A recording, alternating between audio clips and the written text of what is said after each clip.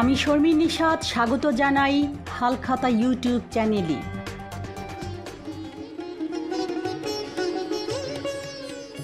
আজকের ভিডিওর বিষয় বস্তুবাদীদের দৃষ্টিতে সাহিত্য। ভিডিওটি তৈরির জন্য স্ক্রিপ্ট লেখা হয়েছে হায়দার আকবর খান রনর লেখা রবীন্দ্রনাথ শ্রেণী দৃষ্টিকোণ থেকে গ্রন্থের একাধিক রচনার ভিত্তিতে। শিল্প সাহিত্য প্রসঙ্গে মার্কস এঙ্গেলসের কোনো একক রচনা নেই।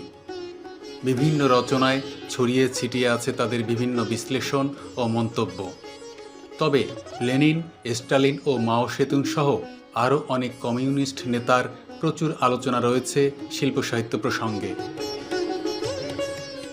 এছাড়া শিল্প সাহিত্য সংস্কৃতি ও তার নন্দন বিষয়ে মূল্যবান আলোচনা আছে যাদের লেখায়। তাদের মধ্যে অন্যতম হলেন Antonio Gramsci, Maxim Gorky, Anatoly Lunacharsky, Charles Caudwell, Bertolt Brecht, Mark Lukacs, Lu Xun প্রমুখ লেখকগণ। Preface to a contribution to critique of political economy গ্রন্থে ঐতিহাসিক বস্তুবাদের মূল কথাগুলো কার্ল মার্কস আলাদা করে তুলে ধরেছেন। গ্রন্থটির এক জায়গায় তিনি লিখেছেন, মানুষের চেতনা তার সত্তাকে নিয়ন্ত্রণ করে না, কারণ মানুষের চেতনাই তার সত্তাকে নির্ধারণ করে। বিপ্লবের পরে লেনিন একবার এক কমিউন পরিদর্শনে গিয়ে ছাত্রদের জিজ্ঞাসা করেছিলেন, তোমরা কি পুশকিন পড়ো? ছাত্ররা বলেছিল, আমরা মায়াকোভস্কি পড়ি, পুশকিন তো বুর্জুয়া। লেনিন একটু হেসে দিয়ে বলেছিলেন, মায়াকোভস্কি ভালো, তবে পুশকিন আরও ভালো।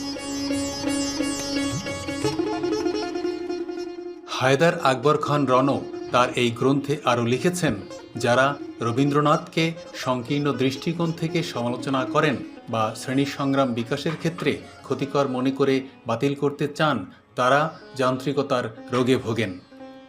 আসল কথাটি হলো, দান্দিকতা না বুঝলে ভালো মার্ক্সবাদীও হওয়া যায় না। দান্দিকতাকে প্রয়োগ করতে জানলে আমরা রবীন্দ্রনাথের ভাববাদী জায়গাটুকুকে গুরুত্ব না দিয়ে তার মহৎ রচনাসমূহকে মানব প্রগতির জন্য বিরাট অবদান বলে মনে করতে পারি। শেক্সপিয়র কিংবা গেটে কি প্রলেতারীয় কবি ছিলেন? মোটেও না। গেটে তো ফরাসি বিপ্লবেরই বিরোধিতা করেছিলেন। তারপরেও গেটে কেন মার্ক্সের প্রিয় ছিলেন? লেনিনের প্রিয় ছিলেন নিকোলাই চেরনিসেভস্কি। সাইবেরিয়ায় থাকার সময় লেনিনের কাছে থাকত পুশকিন রচনাবলী, গেটের ফাউস্টের রুশ অনুবাদ এবং হাইনের কবিতা গ্রন্থ। স্টালিন যে দস্তয়েভস্কিকে রুশ ভাষার মহত্তম সাহিত্য প্রতিভা বলে স্বীকৃতি দিয়েছিলেন, তাও জানা সম্ভব হয়েছে জন গান্থারের বই থেকে, যিনি কোনোভাবেই প্রলেতারীয় লেখক ছিলেন না। প্রাচীন যুগের মহৎ নান্দনিক সৃষ্টিসমূহকে মার্কস এঙ্গেলস শ্রদ্ধা ভরে দেখেছেন। যারা বলেছিলেন অর্থনীতি নিয়ামক এবং শিল্প সংস্কৃতি সামাজিক বিকাশের অধীন, তারাই আবার বলেছেন শিল্পের কিছু আপেক্ষিক স্বাধীনতা আছে। গ্রিক মহাকাব্য সম্পর্কে মার্কসের উক্তি ছিল, গ্রিক মহাকাব্য এখনও আমাদের নান্দনিক আনন্দ দেয় এবং যা কোনো কোনো ক্ষেত্রে এখনও একটা মান ও দূরারোহণীয় উচ্চ এক আদর্শবাদে পরিণত হয়ে আছে।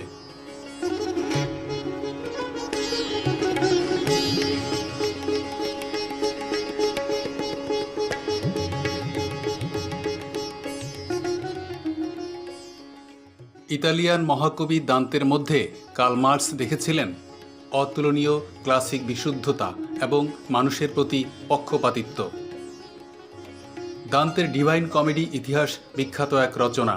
হায়দার আকবর খান রনও মনে করেন, দান্তের মধ্যে মানুষের প্রতি যে পক্ষপাতিত্ব, সেটা যে জায়গা থেকে কার্ল মার্কস গুরুত্বপূর্ণ মনে করেছেন, সে একই জায়গা থেকে রবীন্দ্রনাথের মধ্যেও মানুষের প্রতি পক্ষপাতিত্বটাই আসলে আমরা দেখতে পাই। কিন্তু অতি বিপ্লবীরা ভাবতে পারেন, এ তো কাল্পনিক কাহিনী, এর মধ্যে বিশেষ চিন্তা বা সারবত্তা নাই। অথচ কার্ল মার্কস বলেছেন ডিভাইন কমেডিতে মধ্যযুগীয় সামন্ততন্ত্রের ওপর আঘাত হেনে কবি নবজাগরণের পথে মুক্ত চিন্তার দরজা খুলে দিয়েছেন। সামন্ততন্ত্রী যুগের পরিসমাপ্তি ও আধুনিক পুঁজিবাদী যুগের প্রারম্ভ এক অসাধারণ বড় মানুষ দান্তের দ্বারা চিহ্নিত হয়েছিল। সে কারণে একাধারে তিনি মধ্যযুগের শেষ কবি এবং আধুনিক যুগের প্রথম কবি। হায়দার আকবর খান রণ এখানেও বোঝাতে চেয়েছেন রবীন্দ্রনাথও ভারত উপমহাদেশীয় অঞ্চলের একদিকে বিগত যুগের কবি এবং আরেকদিকে নতুন যুগের কবি। মাসের খরচ তো আর একদিনই সব হয় না, তাই টাকাটা আলমারিতে ফেলে না রেখে মাস পয়লাতেই রেখে দেই আইএফআইসি আমার অ্যাকাউন্টে। প্রয়োজন মতো তুলি আর বাকি টাকার উপর দৈনিক হারে আকর্ষণীয় মুনাফা পাই। সব পেশার সব বয়সের সবার জন্য আইএফআইসি আমার অ্যাকাউন্ট। সুবিধা যেমনই চাই, হিসাব একটাই। এটা কি 16255 IFIC Bank.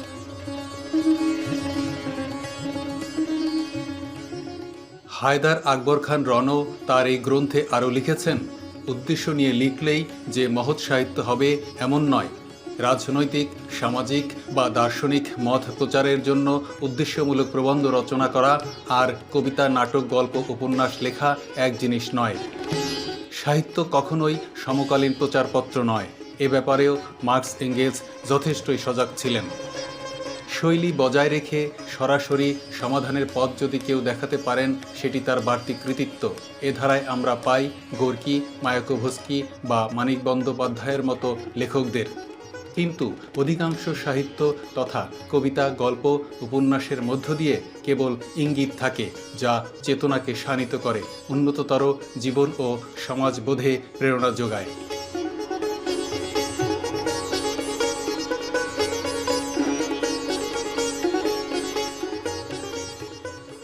মোপাসার বাস্তবতা, শেলি বায়রনের রোমান্টিকতা, পুশকিন তুর্গেনেবের সাহিত্য উৎকর্ষতা মার্কস এঙ্গেলসের ভূয়সী প্রশংসা লাভ করেছিল। যদি এদের কেউই প্রোলেতারিয়েত লেখক নন, বরং তারা বুর্জুয়া লেখক হিসেবেই বেশি পরিচিত। ইউরোপে ফরাসি বিপ্লব রাজনৈতিক জোয়ার এনেছিল, যার প্রভাব শিল্প সাহিত্যেও পড়েছিল। সৃষ্টি হয়েছিল রোমান্টিক সাহিত্য। শেলি ও বায়রনের মতো সাহিত্যিক রোমান্টিক হয়েও তারা আসলে ফরাসি বিপ্লবেরই ফসল। মার্কস এদের সাহিত্যকে বিপ্লবী রোমান্টিসিজম বলে অভিহিত করেছিলেন, যা পুরাতন সামন্ত সমাজকে প্রত্যাখ্যান করে নতুন ভবিষ্যতের দিকে প্রবাহিত। অন্যদিকে বুর্জুয়া সমাজকে প্রত্যাখ্যান করেও নস্টালজিয়ায় অতীতের পুরাতনকে আঁকড়ে থাকার দিকে ফিরে চলার প্রবণতা ছিল যাদের সাহিত্যে, তাদেরকে মার্কস সামন্তবাদ অভিমুখী বলে মনে করতেন। যেমন কবি কলরেস ছিলেন এ ধারার। এতে করে প্রতীয়মান হয় মার্ক্সবাদী দৃষ্টিকোণ থেকে সাহিত্যে রোমান্টিকতা বর্জনীয় নয়। মার্কস বালজাকের উপন্যাস পড়ে খুব আনন্দ পেতেন। তলস্তয়ের প্রশংসা করেছেন লেনিন। কিন্তু বালজাক ও তলস্তয় সমাজতান্ত্রিক ভাবাদর্শে আস্থাশীল ছিলেন না। বালজাকের চরিত্রেরা অধিকাংশেই অভিজাত শ্রেণীর। মানবপ্রেমিক তলস্তয়ও দর্শনের দিক থেকে ছিলেন ভাববাদী। অথচ মার্কস বালজাককে এবং লেনিন তলস্তয়কে খুবই উচ্চ আসনে বসিয়েছেন। শেষ, এবার দাও।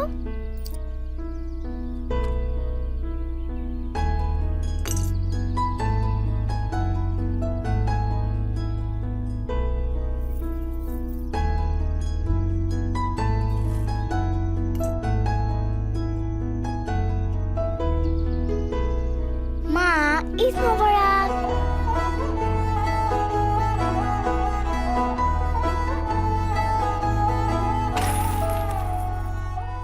দাদু, তোমাকে এবার বড় একটা ব্যাংক দিব।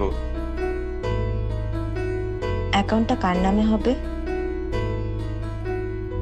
আমার নামে। আমাদের সাথে আপনার সম্পর্কটা হোক এমন ভরসার। সিটি ব্যাংক, 3 প্রজন্ম ধরে আপনার ভরসার ব্যাংক। ইউরোপের নতুন যুগের শিল্পী সাহিত্যিকদের সম্পর্কেও মার্কস গভীর শ্রদ্ধা পোষণ করতেন। যদিও তারা কেউই প্রলেতারীয় বিপ্লবী ছিলেন না। এমনকি তাদের অনেককেই ভাবাদর্শ বিচারে বুর্জোয়া লেখক বলে অভিহিত করা যায়।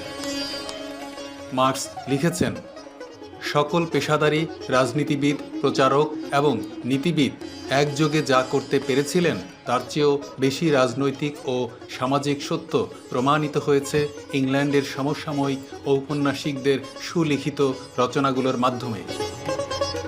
হায়দার আকবর খান রণ প্রশ্ন তোলেন, আমরা কি তাহলে একইভাবে বলতে পারি না বিংশ শতাব্দীর প্রথমার্ধের পরাধীন বাংলাদেশের রাজনৈতিক ও সামাজিক সত্য ফুটে উঠেছিল রবীন্দ্রনাথ, শরৎচন্দ্র, নজরুল, মানিক, বিভূতি, তারাশঙ্কর প্রমুখ উপন্যাস ও গল্প লেখকদের লেখা থেকে? সবশেষে হায়দার আকবর খান রণর সার কথাটি এখানে তুলে ধরছি। পুরো আলাপের মূল কথা হিসেবে তিনি বলেন, অতীতের বহু সাংস্কৃতিক সম্পদ ও ঐতিহ্য আমাদের, যেগুলো হয়তো মার্ক্সীয় দর্শনের সঙ্গে পুরোপুরি মিলছে না, অথবা আজকের বিবেচনায় যতটা বিপ্লবী হওয়া দরকার সেগুলোর অনেক কিছুই হয়তো ততটা বিপ্লবী কিংবা বস্তুবাদী চিন্তার নয়।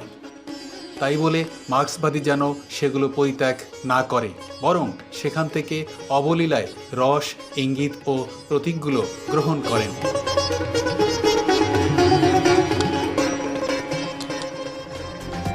ভিডিওটিতে যদি লাইক না দিয়ে থাকুন তাহলে অনুগ্রহ করে লাইক দিয়ে নিন এবং চ্যানেলটিতে সাবস্ক্রাইব করে পাশের বেল আইকনটিতে প্রেস করে রাখুন।